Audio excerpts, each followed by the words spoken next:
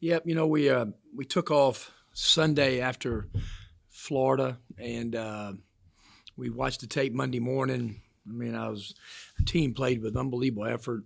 Uh, their competitive nature was fantastic. It was some of the best it's been all year, especially to absorb what we went through offensively in the first 8 minutes of that second half. I mean, obviously we miss Deshaun a ton as far as just his ability just to go make plays and paint touch, draw the defense, and the last 3 or 4 games he was our leading scorer. I was so proud of Jarkel. By no means did we mean to play him that many minutes. It was just happened in the game. I mean, he still has some rust on him. He hadn't played in a while, but for him to be able to kind of do that after some limited practice and play that hard was pretty remarkable, really. And it's going to take him, some time to kind of get back into shape. But our teams had another great day of practice yesterday. Look forward to playing a really good Alabama team. It shows you about our league. If we're fortunate enough to beat Alabama, we're tied with Alabama, a team that's won against Gonzaga and beat Houston. And, talented team, well coached. They shoot the most threes in the league right now. They got some really good shots against Kentucky. Shot a low percentage, but I thought their looks were just like the ones when they've had games that they've made them. And so in the game, you've got to get back in transition. One thing they do is they lead our league in offensive rebounds. So a lot of those missed threes, they really chase them down. So you've got to go back and really rebound the ball. And we keep saying it. Our pace needs to get faster. We need to get some more easier buckets. And so hopefully that'll happen tomorrow night. Were there any setbacks with Jarkel? Is he feeling pretty good? Yeah, it wasn't at all. It wasn't at all. His back feels great. I mean, he was sore because he just hadn't done that much. But as far as his back, he felt good. He was live and full speed yesterday, and yeah, I just think it's going to take him a week or so just to kind of keep playing and getting back into playing shape, shooting the ball, and doing some different things. No, I asked you after the game, and it wasn't playing, but having watched the tape a little bit, just what are your thoughts on Matt having to be out on that floor and how he kind of handled it? Yeah, I mean he did. To play 45 minutes, obviously I think affected him some offensively in the second half. I thought he got good looks. He took a couple tough mid-range contested shots. Kind of the shot he took to win it was kind of what Devontae took. To beat Auburn last year and just didn't happen to go in. But we don't need him to play that many minutes for sure. And so we've got to get to our bench and get those guys some breathers. I thought Nas got a little tired late, but he battled too. So, but there's a lot of guys in our league that are playing considerable amount of minutes right now. To that point, I mean, at this point in the season, what is it you can do to maybe get guys like Crowley or Brayfield or even Sammy just something to kind of click? Yeah, Jamon's practices haven't been what they were about 2 or 3 weeks ago, and I think it's affected his play. Yesterday was one of his very best practices that he's had, and he needs to keep backing those up because we desperately need Jamon, score and play and rebound. Austin obviously has to be a big part of our team going forward of playing some point and getting Jarkel off the ball. And so his minutes need to go up, just from being a physical standpoint. Early in the year, I thought Austin really got in the paint. He can still get in the paint, but, really making others better. And so we got to get him back to doing those things. But, yeah, both those guys will be critical. Sammy, we've just kind of gone with Eric over the last 3 games, but Sammy's attitude remains terrific, and he's practicing hard, and he'll always be available, and he'll see some time down the stretch. Kind of going off his question about Matt, I think he's averaging like 9 points per game in like the first half of SEC games, and it drops down a little bit. Just in terms of the consistency, what do you think kind of is the key to kind of getting a full game out of him? Yeah, we need him to be better. I mean, when he's in top 7 or 8 scorers in the SEC, and you're right, his first half numbers are a lot better than his second half numbers, and just the quality players. And Matt's a really quality player, and now he's putting himself in one of the best guards in the SEC. Teams will make an adjustment on half times, and Matt's got to be able to drive the ball, get himself to the free throw line, find some other ways besides making a three to score. But you're right. I mean, down the stretch, Matt right now with our team where it is, he's got to be the one to help go make plays in crunch time. And so we think he will down the stretch. But you're right. Second halves need to be better. When teams have gotten to Alabama this year, kind of what have they done to slow down their offense? Yeah, Alabama leads our league in free throw attempts, lead our league in threes attempted. They're really playing the same way. It's just kind of in these games, they have missed some shots. I mean, Auburn got 100 against them. Alabama got 80 in a loss. The other night, Kentucky held them to a low number. I think that kept them out of transition. Live ball turnovers, as far as Nick trying to keep them out of transition after, deflections or steals. And so that's what we got to do tomorrow night, really, with ball security. And we rebound the ball great against Florida. That's what we got to do, too, against Alabama. But, I mean, the obvious question is we got to go score some points because you're not going to shut out Alabama. We've got to go get some baskets and play confident offensively, make some threes. And we have. Our team's been good. I know you kind of downplayed the stretch where you played so many games in 2.5 weeks there. How important is it kind of getting back to a more normal schedule, getting this extra day? Yeah, that's what made the LSU win really good for our team. I mean, because that was the 5th in 10 days, and that was a tough stretch. But and that's what made how hard our guys played in the last 5 or 6 minutes of that game, and found some ways to get 50-50 balls.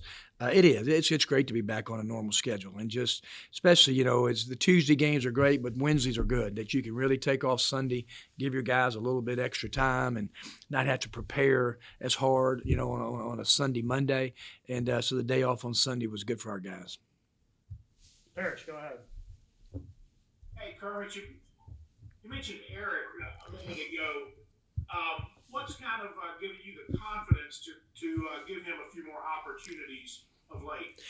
That everybody gains confidence, in their players based on practice, and then when he's come in the game, he had our best when you look at points per possession offensively, points per possession defensively, and the net of those, he led us in his minutes at Florida.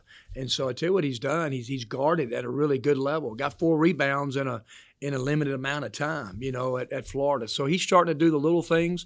He only took 1 shot. He's a good shooter. Hopefully he'll get more aggressive with that. But I just think he's been active in our zone. He knows how we run things. And the biggest thing, I think, his toughness defensively and rebound the ball's got a lot better. Now, you mentioned, of course, I know the transfers were a big part of the plan for you this season.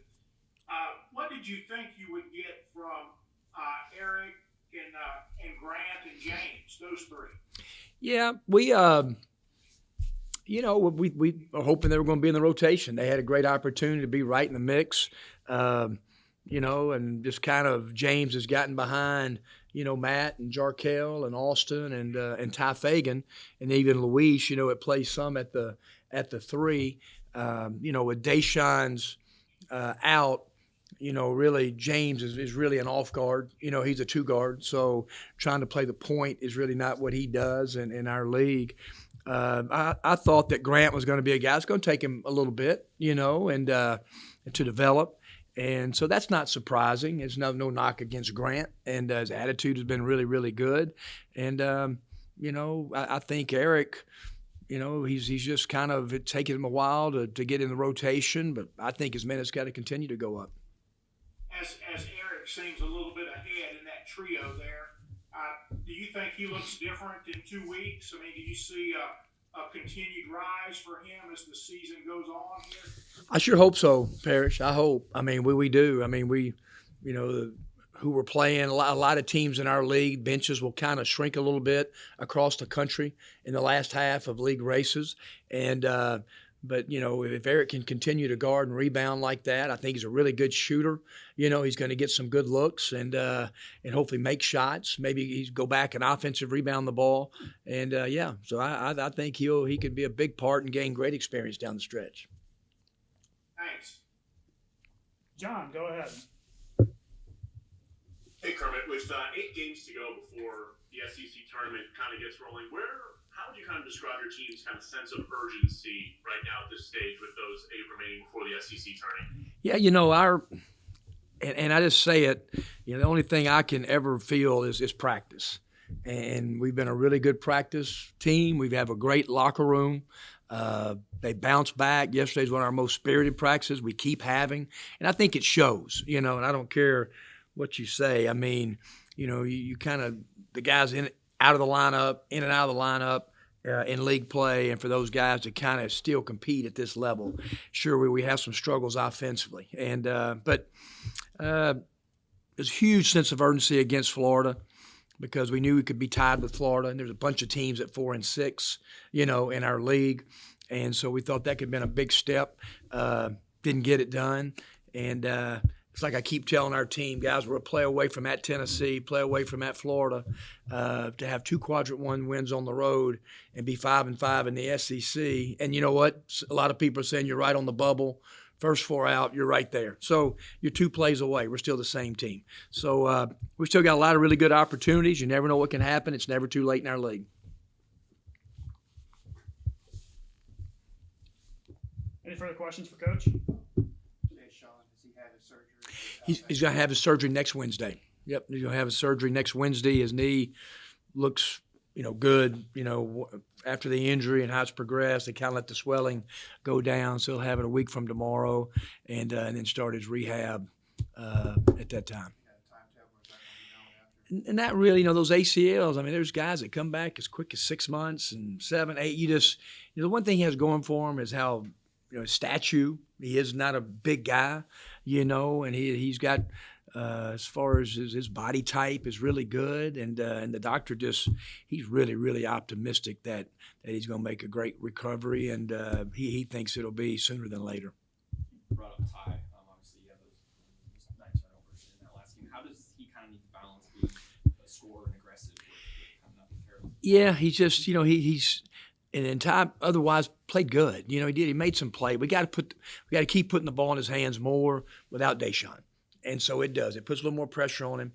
And one thing we didn't do, Jarkel and Matt didn't really attack off of ball screens. We just kind of didn't really try to get in the teeth of drawing a second defender and playing.